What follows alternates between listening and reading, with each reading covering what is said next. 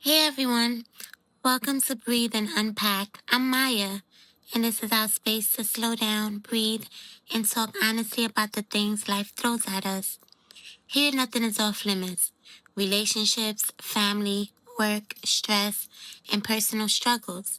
Sometimes we'll vent, sometimes we'll reflect, but every time we'll ask, what can I take away from this? You're not just listeners, you're part of our support system. That means we share, we listen, we learn, and we leave the judgment at the door. And if you need to cry or get emotional here, that's okay too. This space is built for honesty. If you've got a story you want to share or something you're unpacking in your own life, email me at breathe, the letter N, unpack at gmail.com. That's breathe and unpack at gmail.com. I might read it here on the show so we can all grow together. And just a quick note, this podcast is about personal opinions and experiences. It's not medical, legal, or therapeutic advice. So take a breath, lean in, and let's unpack life together. Welcome to the support system.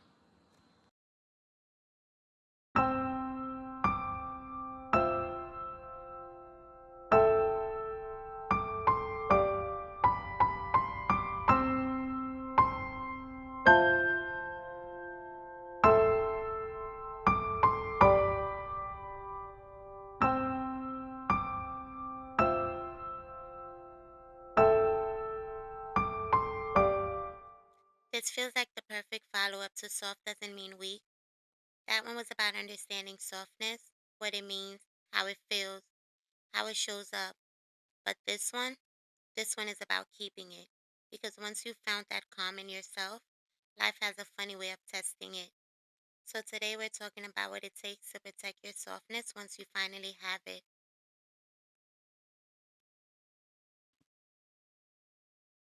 Let's talk about what it really means to protect your softness. The part of you that's gentle, patient, and calm, even when life keeps testing you. For me, protecting my softness means surrounding myself with people I can breathe around, people I don't have to overthink with or tense up around. It means choosing peace over performance, spaces where I can just be without explaining or defending who I am. Sometimes that looks like solitude too, quiet moments where I can hear myself again because that's where I recharge. That's where my softness feels safest.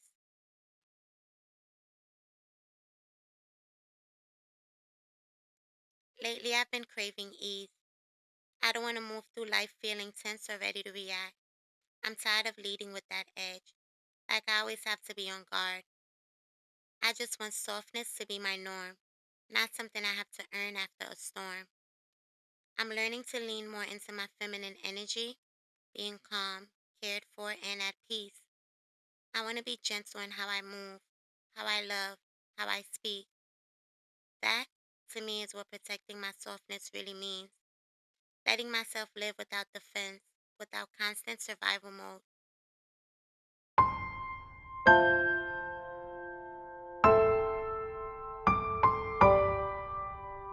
A few months ago, I was with a friend I've known for most of my life. We ended up in a situation where old me would have spazzed out. They even braced for it. They were ready to calm me down because that's how I used to go. But this time, I didn't react. I just stayed quiet, handled what needed to be handled, and kept it moving. They looked at me like, yo, are you good? And that's when they realized I've changed, I've matured, and I'm protecting my softness and my peace. And it's not because life got easier, but because I've outgrown that need to meet chaos with chaos.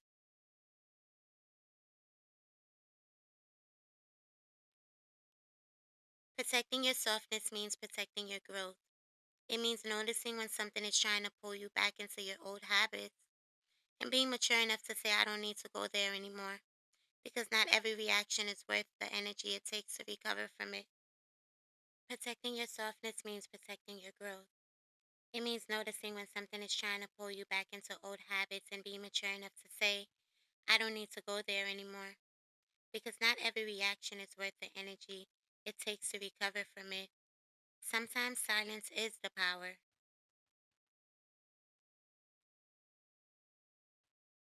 I've had deep conversations with people about what softness looks like for them.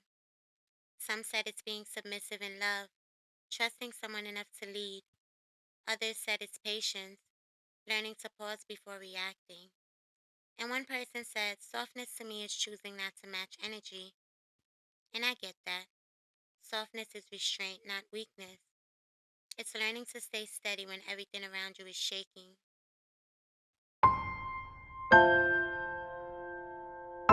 For me, softness is knowing when to be firm too, because being soft doesn't mean you're silent, it means you're selective. There are moments when you have to raise your voice, set a boundary, or walk away. That's softness too. It's giving yourself permission to protect your energy without guilt. When I think about softness, I also think about friendships. There are some people who don't know the new you yet. They only know how you used to react. So when they see you calm, they might test it. That's when you have to protect it the most. Sometimes that means taking space. Sometimes it means loving from a distance. Because when people can't easily bring out the old version of you, that's a sign they don't respect your growth.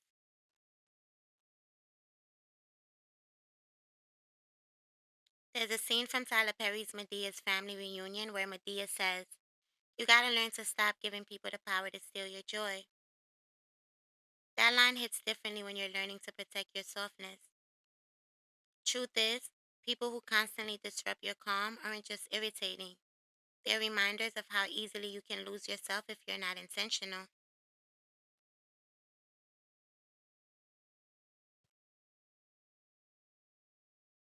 When you're dealing with colleagues, protecting your softness matters even more.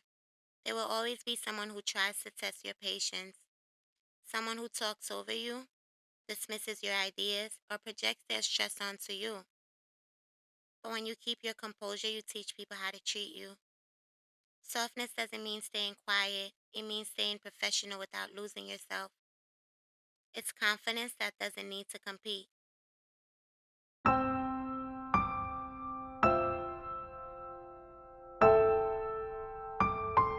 Even strangers will test it. That driver who cuts you off, the person who bumps into you and doesn't say sorry.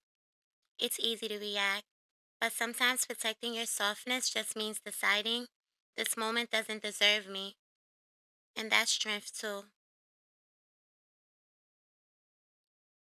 And then there are the ones who makes you feel safe, the people who reminds you it's okay to let your guard down. When you're around those people, softness becomes natural.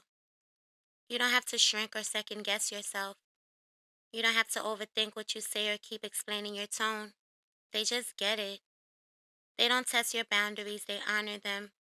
They listen when you speak, they notice your effort, and they make you feel seen in quiet ways. That kind of space is healing. It's a different kind of peace when someone genuinely appreciates your softness instead of taking advantage of it. When they admire the way you love, how you communicate, or how you care for others without losing yourself. Those are the people who remind you that softness isn't something to hide, it's something to protect and share with the right ones. They celebrate your calm instead of confusing it for disinterest. They value your effort, your energy, your consistency. They bring out the gentler parts of you without making you feel weak for having them. That's what safety looks like. It's emotional breathing room. It's where your softness gets to rest instead of defending itself. Because when you're around people who truly appreciates your presence, softness doesn't feel like a task. It feels like freedom. You don't have to perform peace. You just exist in it. You laugh easier, listen deeper, and move with the kind of comfort that reminds you you're allowed to be at ease.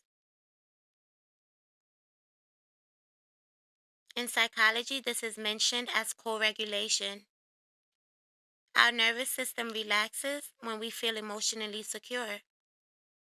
It's when your body senses safety from another person's calm. That's why protecting your softness isn't just about guarding yourself from negativity.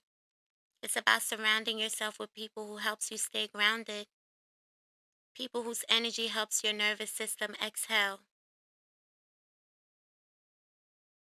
I'm still growing in this area because life will test you daily.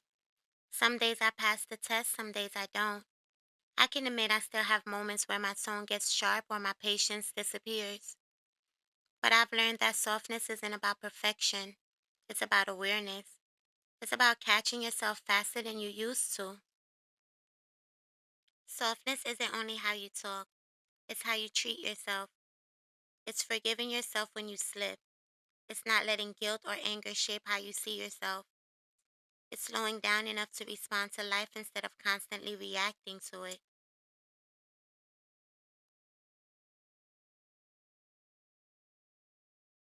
Protecting your softness doesn't mean avoiding hard conversations or people. It means knowing when to step back and when to show up with grace. It means understanding that softness isn't what makes you weak, it's what keeps you human.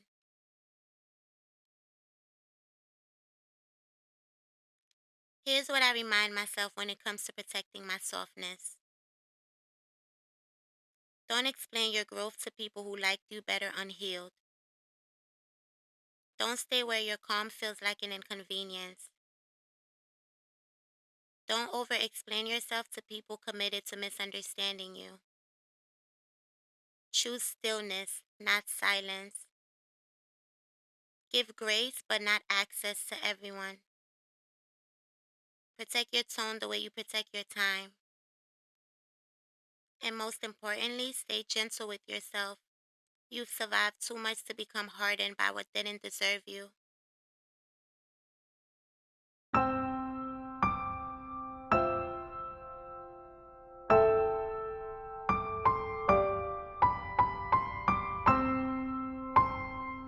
The takeaway?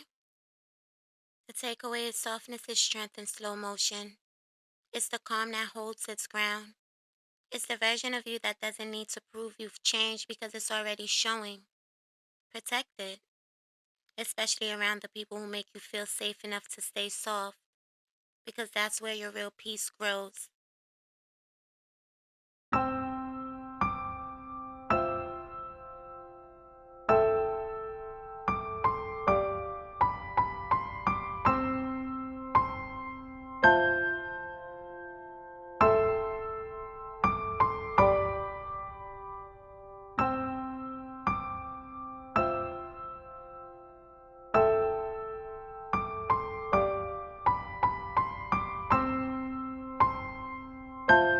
Thank you for listening to Breathe and Unpack. If today's episode sparked something in you, share it with a friend, family member, or someone you think could use the conversation. You never know, it might be exactly what they need to hear. I'd also love to hear from you. Email me at breathe, the letter N, unpack@gmail.com. Again, that's breathe, the letter N for Nancy, unpack@gmail.com. Or connect with me on Instagram at breathe, AND, unpack. Whether it's your story, your takeaway, or just a thought you want to get off your chest, this space is for all of us.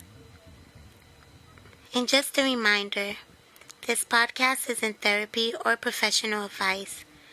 I'm learning and growing right alongside you. These are real conversations meant to spark reflection and support, not replace the help of a professional.